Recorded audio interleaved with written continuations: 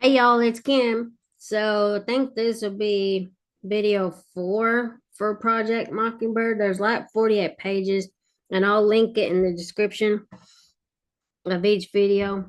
But anyway, we'll go ahead and start this. Basically, the CIA was given the green light to tap some news newsmen's phones or something like that. So I'm just reading through it since we're going through some of the JFK documents too.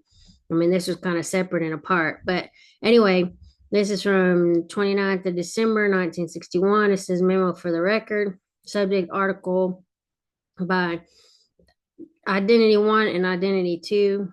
There is attached a thermofax of the 29th November 61 article by 1 and 2 entitled Identity 20. And then it should be noted that there are handwritten comments beside the different paragraphs in this article, which were made by Mr. McCone, indicating his knowledge or statements concerning these items. Of significance here are the statements or reactions of Mr. McCone to programs, factors, etc., occurring within the agency. In some instances, Mr. McCone has made statements which are reflected in substance in the article.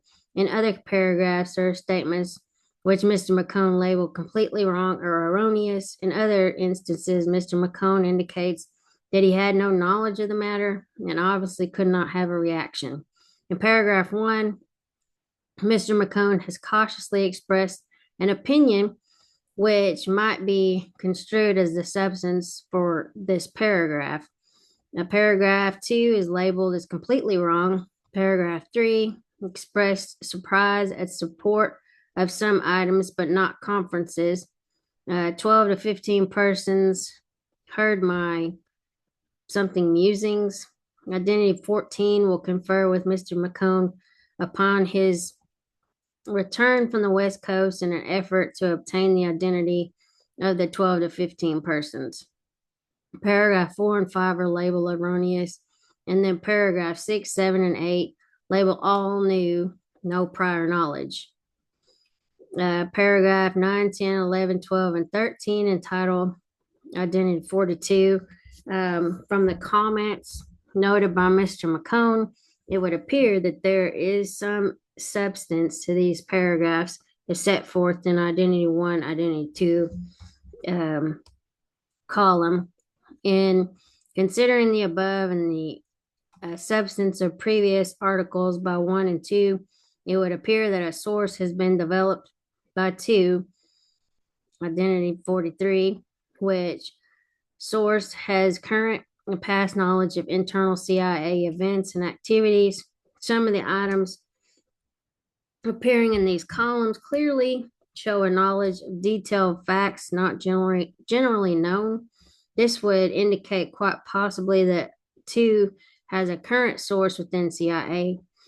Apropos of paragraph 6, 7, and 8 above, which Mr. McCone indicated no knowledge of, it might be that the source, playing a clever game, is endeavoring to bring to Mr. McCone's and public's attention these facts or statements through the medium of this column, with the possible belief or supposition that some form of inquiry into these matters would be made by Mr. McCone. The above should be considered in light of all previous Identity 2 articles referring to the agency. The Deputy Director of Security, and then the attachment says memorandum for Director of Central Intelligence, subject Identity 1 and Identity 2, allegations about whatever this is. It says this memorandum is for information only. It was originally alleged by Identity 2 and Identity 1 that they had furnished to the FBI the names of 8 alleged communists in CIA. We conducted the FBI or contacted the FBI, and they stated that they had no record of such lists. The FBI was then requested to contact 1 and 2 and to obtain the names of the 8 alleged persons and the basis for the allegations. 1 and 2 were contacted and stated that after having contacted their original source, they had decided to give one name, that of redacted, and to wait and see what happened regarding him. So this is redacted. This is pretty much redacted, and this is redacted. So whatever number 5 was is gone. It says investigation is being conducted to determine the possible sources of the allegations to identity 1 and 2 regarding blank were redacted, as is apparent from the above. He has a number of enemies in the intelligence community, and then Sheffield Edwards, Director of Security. Memorandum for the record, subject identity 2. I requested to identity 49 that the FBI contact identity 2 to obtain from him the identity of his informant or the names of the persons alleged to be communists within the CIA. Identity 49, 12th of February 1962, advised that the Bureau will contact Identity 2 in this regard. As background for the above, it was reported that Identity 2 had the names of 12 persons in CIA who are reported to be communists. Identity 14 contacted Identity 2 and asked him for the identity of the 12 persons. Identity 2 advised that he had the names of 8 such persons, not 12, and that he could not release these until he checked with his informant. Later, Identity 14 called Identity 2 again, and Identity 2 advised that his informant did not approve the release of the names or even one name, and that he distrusted CIA. Identity 2 advised that his informant had made known these names to both the FBI and the HCUA. A check of both the FBI and the HCUA failed to reveal that any persons had come forward with information pertaining to the 8 communists within the CIA. In light of the negative findings, I made an official request to the FBI to interview Identity 2 to obtain these names. The Deputy Director of Security. The next document and file, an analysis of allegations made by Identity 1 and 2, adds little, if anything, to this report and is omitted for the sake of brevity. It is located under tab 2 in the project file.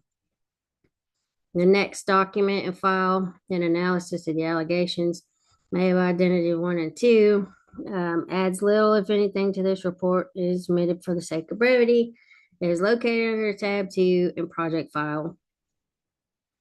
Blank.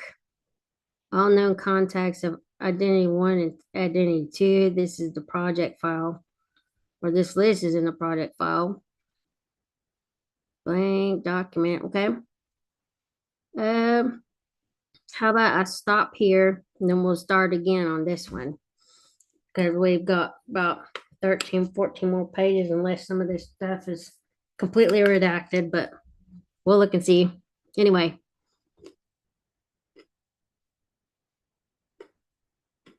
I'll get the rest of these loaded up shortly.